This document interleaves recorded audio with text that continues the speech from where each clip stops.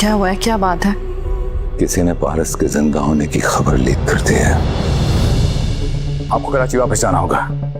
वहां जाके आप प्रेस कॉन्फ्रेंस करेंगे कि आपको भी आज ही पता चला है कि आपकी बेटी जिंदा है। आखिर ये पारस साहिबा के जिंदा होने की खबर किसने लीक की? इसका तो मैं पता लगा लूंगा और जो भी रिस्पॉन्सिबल होगा इसको छोड़ूंगा तो नहीं मैं। हारून और पारस का रिश्ता तय हो चुका होता है, जबकि वो दोनों आपस में खुश नहीं होते, क्योंकि पारस तो बाज़ार को पसंद करती है और बाज़ार पारस को पसंद करता है।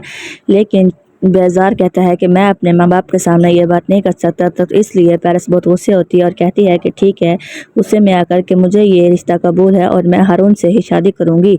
इस तरह अब उन दोनों का रिश्ता तय हो गया है।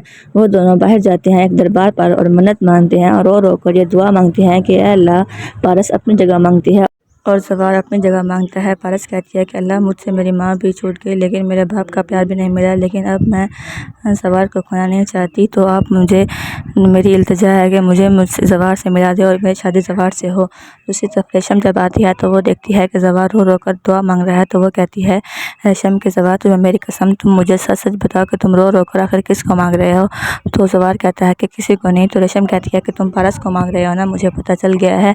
तो ज़वार कहता है कि खामोश हो जाओ, अपने ज़बान बंद करो। तो रेशम कहती है कि मैंने भी ये दुआ मांगी है कि जो मुझसे मेरा ज़वार छीनेगा, अल्लाह ताला उसको मौत दे दे। तो यहाँ पर ज़वार बहुत गुस्से होते हैं और कहता है कि खामोश हो जाओ और यहाँ से दफ़ा हो जाओ।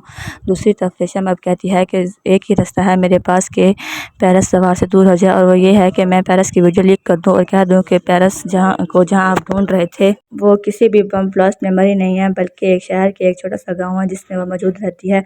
वो ये एक नए नंबर से वीडियो अपलोड कर देती है नई फेसबुक आईडी से। तो कहती है कि अब पारस की खैर नहीं है, क्योंकि पारस के दुश्मनों को पता चल जाएगा कि वो ज़िंदा है, तो वो फ़ौरन इसके पीछे आएंगे। दूसरी तरफ सब कहते हैं, पारस के अब्बू आए होते हैं और वो कहते हैं कि हम ऐसा करते हैं कि हम आज ही इसका निकाह कर देते हैं शाम को, क्योंकि जितनी जल्दी ये काम हो जाएगा उतना ही ठीक होगा। तो वो पारस से पूछते हैं, तो पारस बहुत हक्की बकी रह जाती है और कहती है कि ये क्या हो गया। लेकिन जब उसे गुस्सा आता है और उससे ज़वार की बात याद आती है कि ज़वार उसका साथ नहीं दे रहा, तो वो फ़ौरन कहती है कि अच्छा ठीक है, मुझे कोई एतराज़ नहीं है, तो आज शाम ही आप मेरा निकाह रख लें। तो उनका निकाह तय हो जाता है। जैसे ही उनका निकाह तय होता है, सब तैयारी में मशगूल होते हैं और मौलवी साहब आ जाते हैं और पूछते हैं कि बताओ पारस, तुम्हारे इतने हकमार में क्या तुम्हें ये निकाह कबूल है?